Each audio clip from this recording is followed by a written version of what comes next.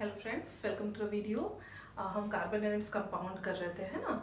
हमने उसमें कार्बन की जो बॉन्डिंग होती है, किस तरीके से वो कोवेलेंट बॉन्ड बनाता है, ये सारी चीज़ें हमने पिछले क्लासेस में देखी हुई थी, है ना। उसकी वैलेंसी कैसी होती है, कैसे सिंगल डबल और ट्रिपल बॉन्ड बनाता है, ये सारी चीज़ें हम लास्ट क्लास में डिस्कस कर चुके हैं, राइट। अब हम कुछ और आगे बढ़ते हैं अपने उसी चैप्टर पे। तो आज हम देखेंगे एलोट्रॉप्स ऑफ कार्बन, ठीक है। तो सबसे पहले ये जो वर्ड एलोट्रॉप है, ये एक्चुअली में क्या है। क्या होता है, कोई एक एलिमेंट कई बार नेचर में दो या दो से ज़्यादा फिजिकल स्टेट में हो सकता है, पाया जा सकता है, ठीक है। तो उसी को हम कहेंगे कि उस पर्टिकुलर एलिमेंट के वो जो फिजिकल स्टेट में जिनमें है वो क्या है, उनके एलोट्रॉप है, ठीक है। फिर से समझिए, किसी भी एलिमेंट के कोई ऐसे एलिमेंट हो सकते हैं जिनके दो अलग अलग स्टेट हो सकते हैं, दो या दो से ज़्यादा अलग अलग स्टेट हो सकते हैं, ठीक है। फिजिकली वो अलग अलग फॉर्म में पाए जा सकते हैं नेचर में, और उन्हीं को हम क्या कहेंगे, उस एलिमेंट का क्या है, वो एलोट्रॉप है, ठीक है। तो आपके जो सिलेबस में है वो है कार्बन, क्योंकि हम कार्बन के बारे में पढ़ रहे हैं, और कार्बन के दो बहुत ही इंपॉर्टेंट एलोट्रॉप हैं, वो है एक ग्रेफाइट और एक डायमंड। तो उसी को हम आज इसमें देखेंगे। क्या क्या एलोट्रॉप, ग्रेफाइट और डायमंड। देखिए यहाँ पे मैंने दोनों का स्ट्रक्चर बना रखा है। पहले तो उसके पहले आप ये समझिए कि देखियो, ग्रेफाइट और डायमंड दोनों ही बने किससे हैं, कार्बन से ही बने हैं दोनों, लेकिन दोनों की प्रॉपर्टी ऑल टुगेदर बहुत ज़्यादा डिफरेंट होती है, ठीक है। कैसे डिफरेंट होती है, जो ग्रेफाइट होता है कहाँ पे यूज़ होता है, ग्रेफाइट आपने देखा होगा, जो पेंसिल लीड है, ठीक है, जो पेंसिल में जो नोक होती है ना, वो किसकी होती है, वो ग्रेफाइट की होती है, ठीक है। तो और आप डायमंड देखे होंगे, रिंग वगैरह होती है, डायमंड नेकलेस होते हैं, जैसे कि ये मैंने पहन रखा है ना। ये ऑल टुगेदर दोनों देखो, अपीयरेंस में भी दोनों फिजिकली डिफरेंट ही दिख रहे हैं, और उसके अलावा इनकी प्रॉपर्टी और भी काफ़ी कुछ डिफरेंट होती है, बट केमिकली वो बने किससे हैं, कार्बन से ही बने हैं। जैसे कि ग्रेफाइट मैंने बताया, वो सॉफ्ट मटेरियल है, ठीक है। आप पेंसिल को लिखते हैं तो इजीली कैसे वो कम होते जाती है ना, यानी कि वो घिसते जाती है, ठीक है। तो क्यों क्यों घिसते जाती है, क्योंकि वो सॉफ्ट है। अगर आप डायमंड को घिसना चाहो तो क्या वो घिसेगा, नहीं। Diamond is the hardest natural substance known, है ना। तो इन दोनों में देखो, ये सॉफ्ट है, ये क्या है, हार्ड है। दूसरी चीज, ग्रेफाइट जो है इलेक्ट्रिसिटी कंडक्ट करता है, जबकि डायमंड जो है एक बहुत ही बैड कंडक्टर ऑफ इलेक्ट्रिसिटी है, ठीक है। तो see both are made up from carbon and still they have all together different property, ठीक है। डिफरेंट स्टेट में पाए जाते हैं, और यही क्या है, एलोट्रॉप ऑफ किसके हैं, कार्बन के, ठीक है। नाउ लेट्स सी कि ये जो डिफरेंस है वो क्यों आ रहा है। तो बेसिकली जो ये डिफरेंस आ रहा है वो इनके स्ट्रक्चर की वजह से आ रहा है। जिस तरीके से कार्बन कार्बन आपस में कनेक्ट हैं, ये उनके वजह से आ रहा है, ठीक है। कैसे, जैसे कि हम बात करें पहले ग्रेफाइट की, ठीक है। तो देखिए, ये जो है, ये है एक कार्बन एटम, ठीक है। यहाँ पे ये दूसरा कार्बन एटम और ये तीसरा कार्बन एटम, ठीक है। इस तरीके से यहाँ पे भी एक और होगा, यहाँ पे भी एक कार्बन एटम होगा। तो आप देख सकते हैं इन ग्रेफाइट एक जो कार्बन एटम है वो किससे कनेक्टेड है, वो बाकी तीन कार्बन एटम से कनेक्टेड है। अगर हम यहाँ कहीं बीच की बात कर लें, ये देखिए, ये एक ग्रेफाइट है, ठीक है। एक ये बॉन्ड गया, एक ये बॉन्ड और एक ये बॉन्ड, यानी कि एक जो कार्बन एटम है in graphite is connected to 3 other carbon atom, ठीक है। तो एक जो ग्रेफाइट है किससे कनेक्टेड है, 3 कार्बन एटम से कनेक्टेड है। और इसी तरीके से ये हेक्सागोनल पैटर्न बना के लेयर्स बना रहा है। मान लीजिए this is layer 1 and this is layer 2, ऐसे नंबर ऑफ लेयर्स बनाएगा graphite. And since these 2 layers, इनके बीच में क्या है, वीक वंडरवॉल फोर्स है। क्या है, वीक वंडरवॉल फोर्स है। चूंकि वो वीक ही है, that means it can be easily broken, है ना। तो इनके बीच की जो फोर्स है वो वीक है, वंडरवॉल फोर्स है। तो ये इजीली जो layer 1 and layer 2 they can easily slide over, ठीक है। तो ये क्या कर सकते हैं, इजीली एक दूसरे पर स्लाइड कर सकते हैं, और इसी वजह से ये स्ट्रॉन्ग नहीं होते हैं, इसी वजह से स्लिपरी होते हैं, इसी वजह से ये घिसते हैं। जैसे हम पेंसिल लिखते हैं, पेंसिल क्या होती है, घिस जाती है ना कुछ टाइम बाद, यस। ये हो गया ग्रेफाइट के बारे में, यानी कि they are not much strong, they are slippery, ठीक है। किसकी प्रॉपर्टी हो गई, ग्रेफाइट की। मैंने ये भी बताया कि ये कंडक्ट करते हैं इलेक्ट्रिसिटी। आपको पता था जब हम अपना कार्बन का लास्ट क्लास कर रहे थे, तो ये तो हमारे पास था न्यूक्लियस, यहाँ पे 2 इलेक्ट्रॉन थे, और आउटर मोस्ट शेल में हमारे पास 4 इलेक्ट्रॉन थे, ठीक है। अगर आप ये चाहोगे कि इन चारों इलेक्ट्रॉन को कार्बन से ही कंबाइन कराया जाए, यानी कि इन 4 इलेक्ट्रॉन को शेयर कराया जाए दूसरे कार्बन एटम से इस तरीके से, तो आपको कितने कार्बन एटम चाहिए, 1 2 3 4, यानी कि अदर देन दिस, अगर आप चाहते हो कि टोटली सारे इलेक्ट्रॉन्स जो हैं वो ओवरऑल बॉन्ड बना लें, तो उसके लिए आपको 4 कार्बन एटम चाहिए। लेकिन यहाँ पे क्या हो रहा है, यहाँ पे एक कार्बन एटम 3 से कनेक्ट हो रहा है। यानी कि मान लीजिए ये 4th वाला है, यहाँ पे कोई भी एटम नहीं है, कार्बन एटम नहीं है। ये जो एक बीच वाला कार्बन है वो 1 2 3, यानी कि मान लीजिए ये 1 कार्बन है, मैं लिख चुकी हूँ 1 2 3 carbon atom. So this carbon atom, 1 carbon atom, suppose वो ये है, is connected to other 3 carbon atom. उसको भी हम यहाँ नेमिंग कर देते हैं। मान लीजिए ये है 1 2 और 3। तो आप देख सकते हो जो एक कार्बन एटम है वो बाकी 3 कार्बन एटम से कनेक्टेड है। दैट मीन्स उसके 3 ही इलेक्ट्रॉन जो है वो क्या है, बॉन्ड बना रहे हैं। दैट मीन्स एक इलेक्ट्रॉन अभी क्या है, ये फ्री स्टेट में है। ठीक है, फ्री स्टेट में है। और आपको पता है कि जब भी कोई इलेक्ट्रॉन फ्री टू मूव होगा, जिस भी सब्सटेंस में इलेक्ट्रॉन्स फ्री टू मूव है, दे आर नॉट बॉन्डिंग, तो उस केस में क्या होगा, वो वो एलिमेंट या फिर वो कंपोनेंट क्या करेगा, इलेक्ट्रिसिटी को कंडक्ट करेगा। And that is the reason why graphite is the good conductor of electricity. ठीक है, क्यों है, फिर से समझिए, क्योंकि ग्रेफाइट में क्या है, एक एक्सेस, हर कार्बन के पास एक एक्सेस इलेक्ट्रॉन है जो कि इसको हेल्प करता है किस चीज़ के लिए, इसको हेल्प करता है कंडक्टिव बनाने में। ठीक है, तो क्यों हो रहा है, क्योंकि भाई एक कार्बन एटम जो है 3 कार्बन एटम से कनेक्टेड है, और हर एक कार्बन एटम जो है हर 3 कार्बन एटम से कनेक्टेड है, और हर के पास एक फ्री इलेक्ट्रॉन बच ही रहा है। And these free electron obviously क्योंकि फ्री हैं तो वो फ्रीली मूव कर सकते हैं, and since they can move freely it is a good conductor of electricity. तो इसीलिए हम ग्रेफाइट को किस में, इलेक्ट्रोड्स में यूज करते हैं ना, किस में, इलेक्ट्रोड्स में यूज करते हैं। तो 2 चीजें हमको समझ में आई, क्योंकि 3 आपस में 3 कार्बन से कनेक्टेड है और एक इलेक्ट्रॉन हमेशा फ्री है हर कार्बन के पास, इसलिए वो क्या करेगा, कंडक्ट करेगा इलेक्ट्रिसिटी। दूसरी चीज, ये स्लिपरी है। ठीक है, क्यों स्लिपरी है, क्योंकि जो लेयर्स हैं वो आपस में स्लिप हो जाती हैं, वो इतनी स्ट्रांगली बॉन्डेड नहीं है। ठीक है, एक्चुअली में ये जो लेयर है ये इतने स्ट्रांगली बॉन्डेड नहीं है आपस में, इसलिए जो ये बहुत इजिली खसकती है, स्लिप होती है, स्लिप होने की वजह से ये घिस जाती है, मैं बता चुकी हूँ, है ना। एक और चीज, लेकिन ये जो लेयर है आपस में, ये जो ओवरऑल लेयर है, इसमें जो एटम कनेक्टेड है वो स्ट्रांगली कनेक्टेड है, वो इतनी इजीली नहीं टूटेंगे, वो इतनी इजीली उनके बॉन्ड नहीं हटेगी। इसीलिए क्या होगा, ये जो ऊपर वाली लेयर सेपरेटली स्ट्रांग है और ये सेपरेटली स्ट्रांग है, यानी कि एटम्स इतनी जल्दी डिसोसिएट नहीं होंगे, तो इसीलिए इसका जो मेल्टिंग पॉइंट है वो हाई रहता है। ठीक है, स्लिप होगा इसलिए वो घिसता है, और चूंकि ये ओवरऑल लेयर जो एटम्स हैं वो स्ट्रांगली बॉन्डेड है, इसलिए इनका मेल्टिंग पॉइंट क्या रहता है, हाई रहता है।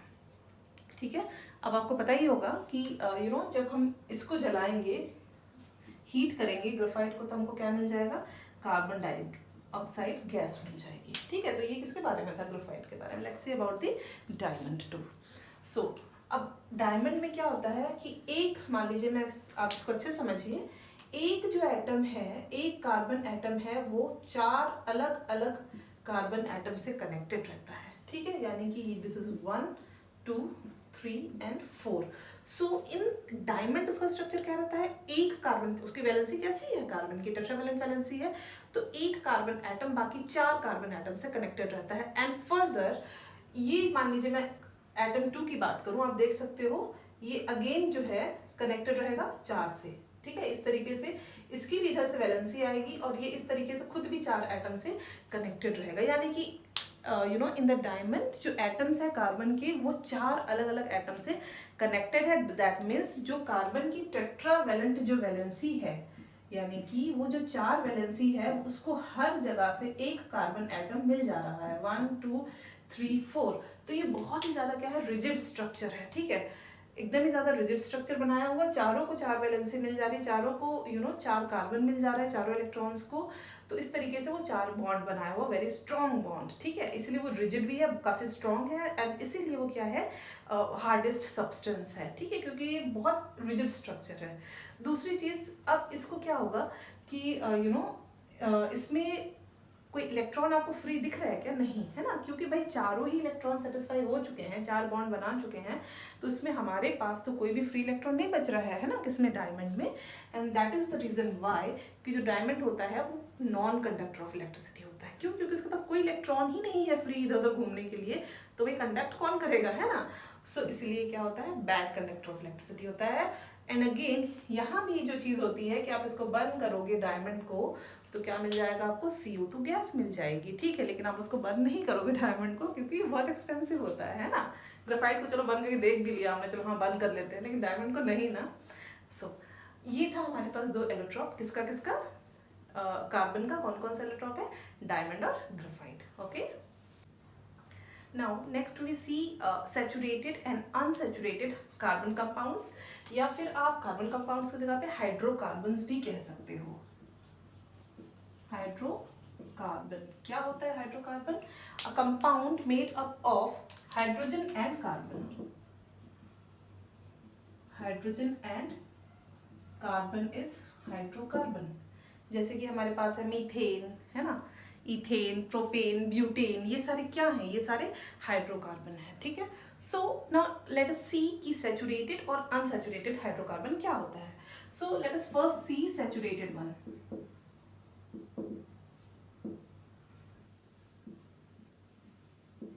सैचुरेटेड हाइड्रोकार्बन या फिर सैचुरेटेड कार्बन कंपाउंड एक ही चीज है, ठीक है। सो मान लीजिए हमारे पास है CH4, ठीक, यानी कि क्या है ये CH4 क्या है, मीथेन, ठीक है। तो किस तरीके से है, एक कार्बन कंपाउंड, एक कार्बन है और उससे 4 हाइड्रोजन एटम क्या है, कनेक्टेड है, ठीक है। तो क्या है, इसके पास कार्बन के पास कितने इलेक्ट्रॉन्स थे, वैलेंस शेल में इलेक्ट्रॉन थे 1 2 3 4, ठीक है। उसी तरीके से हाइड्रोजन के पास कितने इलेक्ट्रॉन है, 1 इलेक्ट्रॉन है। तो आपस में क्या बॉन्ड बना रहे हैं, कोवेलेंट बॉन्ड बना रही है। हम लास्ट क्लास में देख चुके थे, कौन से bond, covalent bond, covalent bond बना रहे हैं, ठीक है। तो अब ये देखिए ये कौन से कोवेलेंट बॉन्ड है, हमने तो लास्ट क्लास में डबल, सिंगल, ट्रिपल, हमने 3 तरीके के बॉन्ड देखे थे। तो यहाँ पे देखिए कि ये सिंगल बॉन्ड बना रहे हैं, एक कार्बन एटम 4 हाइड्रोजन एटम के साथ मीथेन में कोवेलेंट बॉन्ड बना रहा है। कौन सा बॉन्ड बना रहा है, सिंगल बॉन्ड बना रहा है। मान लीजिए इसी तरीके से मैं 2 कार्बन एटम लेती, ठीक है। यहाँ पे इसको, ये और ये आपस में कनेक्टेड है एक बॉन्ड से, तो इसके पास और कितने बच गए, 3, तो वहां पे हम हाइड्रोजन लगा देते हैं और यहाँ पे भी हम हाइड्रोजन लगा देते हैं, ठीक है। तो ये क्या दिख रहा है आपको, C2H6, ठीक है, C2H6 क्या है ये, जैसे ये मीथेन था वैसे ही ये क्या है, इथेन। ये सब हम आगे नेमिंग में देखेंगे, ठीक है। सो यहाँ भी देख सकते हो ये कार्बन एटम जो है किससे कनेक्टेड है, एक दूसरे कार्बन एटम से कनेक्टेड है, साथ ही साथ 3 हाइड्रोजन एटम के साथ कनेक्टेड है और इसकी वैलेंसी सेटिस्फाई हो चुकी है, ठीक है। सो यहाँ पे भी आप देखोगे सभी के सभी क्या है, सिंगल बॉन्ड है, सिंगल बॉन्ड, ठीक है। तो saturated compounds are those compounds in which you have only single bond, ठीक है। वो कंपाउंड्स जिनमें सिर्फ सिंगल बॉन्ड है, यानी कि कार्बन जो है दूसरे कंपाउंड, दूसरे सब्सटेंस से, दूसरे जैसे हाइड्रोजन है या दूसरे कार्बन से सिंगल बॉन्ड से ही कनेक्टेड रहेगा, ऐसे कंपाउंड को हम क्या कहते हैं, सैचुरेटेड कंपाउंड। और इनकी कार्बन की वैलेंसी आप देख सकते हो बहुत अच्छे से फुलफिल है, ठीक है। ये जो होते हैं इनकी जो रिएक्टिविटी होती है वो थोड़ी कैसे रहती है, कम रहती है, they are not much reactive, ठीक है, क्योंकि ऑलरेडी इनके बॉन्ड जो है काफी स्ट्रॉन्ग है, so they don't get easily broke up. तो इसी वजह से क्या रहती है उनकी रिएक्टिविटी रहती है वो कैसे रहेगी, कम रहेगी। बिल्कुल इसके अपोजिट देखा जाए तो अगर हम अनसैचुरेटेड कार्बन कंपाउंड्स देखें, ये तो था saturated, now let's see unsaturated, ठीक है। अनसैचुरेटेड कार्बन कंपाउंड्स, जैसे मान लीजिए मेरे पास 2 कार्बन एटम है, ठीक है, और यहाँ 2 H से कनेक्टेड है ये, ठीक। अब आप देखिए सिर्फ 2 ही H है, एक कार्बन के पास सिर्फ 2 H है, तो आप देखिए इसकी कितनी वैलेंसी सेटिस्फाई हो रही है, 1 2 3, इसकी भी, इस कार्बन एटम की भी 1 2 और 3 ही सेटिस्फाई हो रही है। होनी कितनी चाहिए, चारों वैलेंसी सेटिस्फाई होनी चाहिए। तो यहाँ पे क्या होगा, इस सिंगल बॉन्ड की जगह पे ये डबल बॉन्ड बना लेगा, ठीक है। क्या हो गया ये C2H4, ठीक, C2H4, ethane, ethene, ethene, ENE, जहां पे डबल बॉन्ड है हम अभी आगे चल के देखते हैं वो क्या हो जाएगा, इथीन। तो या फिर एक और एग्जांपल देख देते हैं, ये C है, ये भी C है और ये एक के साथ कनेक्टेड है और ये वाला भी कार्बन किसके साथ कनेक्टेड है, एक ही के साथ कनेक्टेड है। तो अब इन लोगों को बैलेंस होने के लिए, सेटिस्फाई होने के लिए, अपने बॉन्ड को, अपने वैलेंसी को सेटिस्फाई करने के लिए इनके बीच में कैसा बॉन्ड रहेगा, ट्रिपल बॉन्ड। ये कैसा है, डबल, और इस केस में ट्रिपल। ये कौन सा है, C2H2, ठीक है। तो आप देख सकते हो ये कैसे हैं, डबल बॉन्ड और ट्रिपल बॉन्ड, यानी कि दोज कार्बन कंपाउंड्स या those hydrocarbons in which you have double bond और triple bond are known as unsaturated hydrocarbons या कार्बन कंपाउंड्स, ठीक है। And they will be more reactive as compare to the saturated one, ठीक है। ये जो double bond या triple bond है वो उतने ज़्यादा स्ट्रॉन्ग नहीं होंगे as compare to the single bond, तो ये इजिली ब्रेक हो जाएंगे। किसके कंपेयर में, अनसैचुरेटेड के कंपेयर में, है ना। तो या फिर यूँ कहें कि सिंगल बॉन्ड के कंपेयर में इजिली ब्रेक हो जाएंगे। और चूंकि वो इजिली ब्रेक होकर दूसरे से रिएक्ट कर सकते हैं, इसलिए ये वाले कंपाउंड क्या है, थोड़े से रिएक्टिव हैं as compare to the saturated compounds. So as a conclusion we can say कि जो अनसैचुरेटेड कंपाउंड्स हैं वो डबल बॉन्ड और ट्रिपल बॉन्ड वाले हैं, और जो सैचुरेटेड कार्बन कंपाउंड्स हैं they have only single bond. Okay, let's see next topic हमारे पास क्या है, हाइड्रोकार्बन, ठीक है। तो हाइड्रोकार्बन कंपाउंड क्या होते हैं, ये वो कंपाउंड्स जिनमें हाइड्रोजन और कार्बन प्रेजेंट रहता है, उनको क्या कहते हैं, हाइड्रोकार्बन, है ना। बहुत सिंपल है। तो हाइड्रोकार्बन के 3 फॉर्म हो सकते हैं, कौन कौन से, एल्केन, एल्कीन्स एंड एल्काइंस, ठीक है। यहाँ पे क्या है, ANE है, नेक्स्ट वाले में एल्कीन्स में ENE है, और लास्ट में YNE, एल्कीन, ठीक, सॉरी एल्काइन। अब देखिए इनका क्या होता है, कुछ जनरल फॉर्मूले होते हैं इनके तीनों ही टाइप के। तो जैसे कि पहले वाला है, एक एक करके देखते हैं, एल्केन यानी कि CnH2n+2, ठीक है। तो इसमें क्या रहेगा, जो C है वो क्या है, कार्बन, H है हाइड्रोजन, एंड ये जो N है वो है नंबर ऑफ कार्बन एटम, ठीक है। C क्या है हमको पता है, कार्बन, H हाइड्रोजन, एंड जो N वहां पे यूज हो रहा है that is number of carbon atom, ठीक। चलो देखते हैं, if we take N is equals to 1, क्या हो जाएगा, C N की जगह पे 1, H कितना हो जाएगा, 2 × 1 + 2, क्या आ जाएगा ये, C1H4, ठीक है। या फिर हम सीधा CH4 कह सकते हैं, ठीक। इसका अगर हम स्ट्रक्चर ड्रॉ करने की कोशिश करेंगे तो ये किस तरीके से आ जाएगा, ऐसा, ठीक है। तो ये क्या है हमारा, CH4 का है, इसी को हम कहते हैं मीथेन, ठीक, क्या कहते हैं, मीथेन। जब आपके पास सिंगल कार्बन एटम है तो उसको क्या कहेंगे, मीथेन। डबल है इथेन, देन 3 है प्रोपेन, ब्यूटेन, पेंटेन, हेक्सेन, है ना।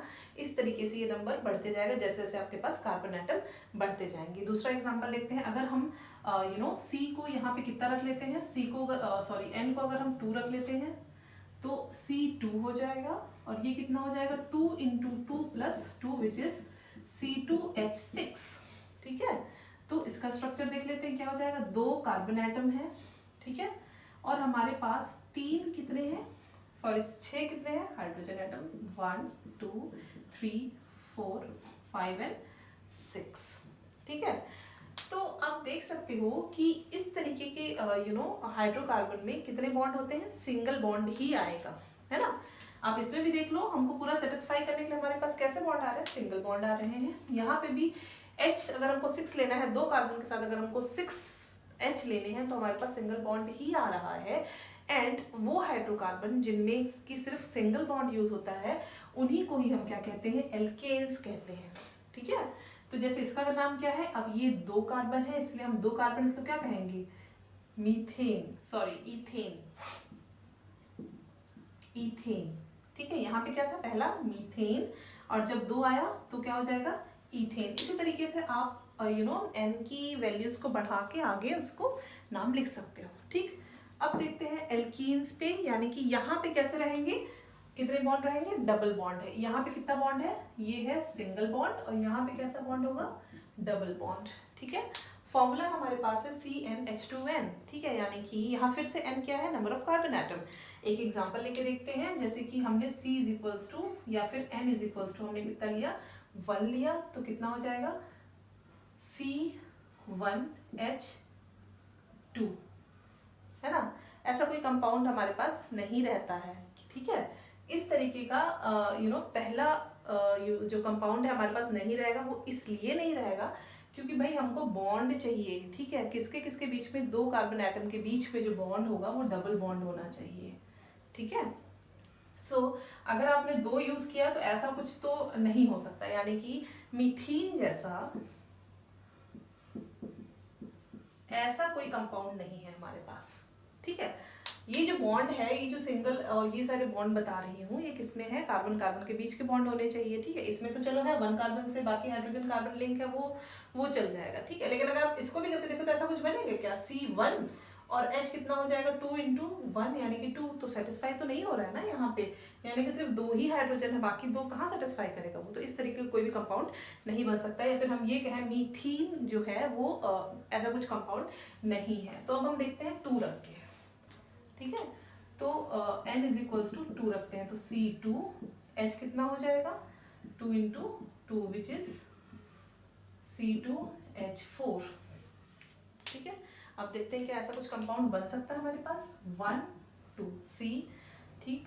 अब हमारे पास दो हाइड्रोजन एटम इधर है। अब आप देखिए ये वाला जो C है वो कितने उसके पास बॉन्ड आ रहे हैं, 1 2 3, और इसके पास भी 1 2 3। दैट मीन्स दोनों ही कार्बन को 4 चाहिए भाई, 4 वैलेंस इलेक्ट्रॉन है, तो इसलिए एक बॉन्ड यहाँ पे भी आ जाएगा। अब ये सेटिस्फाई हो गया, देखो इस कार्बन के 4 बॉन्ड हो गए, इसके भी 4 बॉन्ड हो गए, and now this is C2H4। क्या होता है वो, अब देखो यहाँ पे दो हैं, दो कार्बन एटम है, इसलिए क्या हो जाएगा, ईथ हो जाएगा, ETH। लेकिन डबल बॉन्ड है इसलिए क्या हो जाएगा, ENE, ईथीन, ठीक है। इसी तरीके से हम एक और एग्जांपल लेके देखते हैं, जैसे कि हमने ट्रिपल वाला ले लिया, ठीक। तो अगर मैं इसको 3 लेती हूँ n को, तो ये हो जाएगा C3H2 × 3 which is nothing but C3H6, ठीक है। लेट्स सी दैट 1 2 3, यहाँ पे डबल बॉन्ड सॉरी 2 H हो गए, यहाँ पे भी 2 H हो गए। हमको कितने H हम लगा सकते हैं, 6 H लगा सकते हैं इस फॉर्मूले के हिसाब से।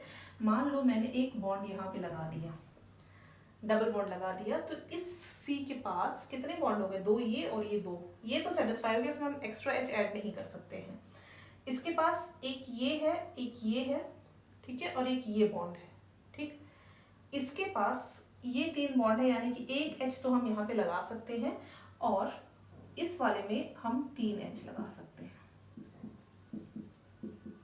अब देखिए टोटल H कितने हो गए, 1 2 3 4 5 6, ठीक है। देख लो इस वाले C के पास 4 बॉन्ड है, सेटिस्फाइड, इसके पास भी 4 हो गए, 1 2 3 4 सेटिस्फाइड, और इसके पास भी 4 बॉन्ड हो गए। अब ये जो कंपोनेंट बना उसका नाम क्या है, प्रोपीन,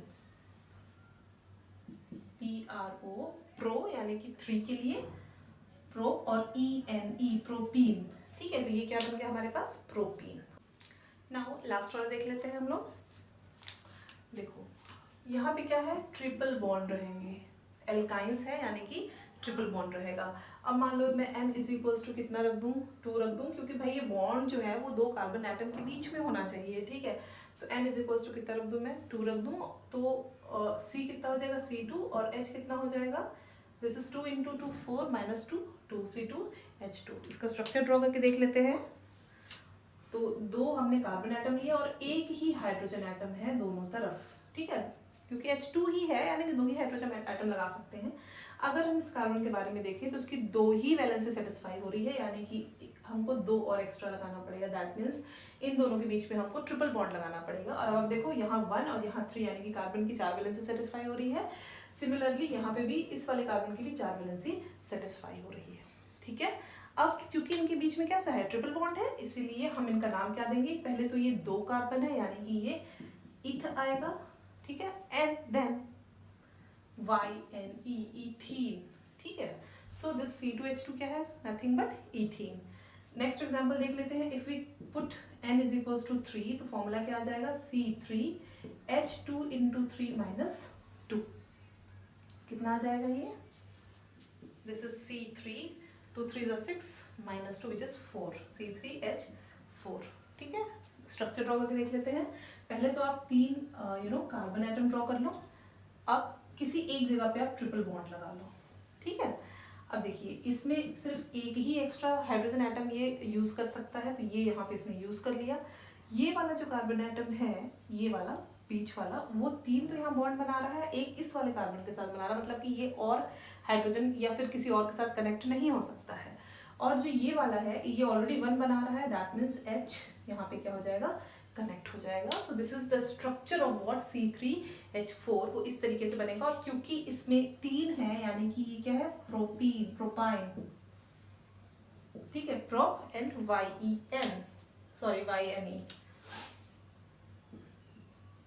ठीक है, प्रोपाइन, ठीक। तो इस तरीके से जो स्ट्रक्चर बनेंगे, ठीक है। तो अब आपको बहुत इजीली समझ में आ गया होगा कि सिंगल बॉन्ड है, एन है, एल्केन्स, डबल बॉन्ड है, एल्कीन्स, और ट्रिपल बॉन्ड है, एल्काइंस, ठीक है। जैसे कि मीथेन तो चलो सिर्फ इसी में रहेगा, इथेन, इथीन, इथाइन, ठीक है। देन यहाँ पे प्रोपेन, प्रोपीन, प्रोपाइन, ठीक है। इस तरीके से ये हाइड्रोकार्बन जो है इस तरीके से 3 भाग में डिवाइडेड रहते हैं, ठीक है। नेक्स्ट हम देखते हैं कि इनका देखेंगे अगले लेक्चर पे कि इनको हम नेम कैसे करें, ठीक है, naming of hydrocarbon. Okay, thank you very much.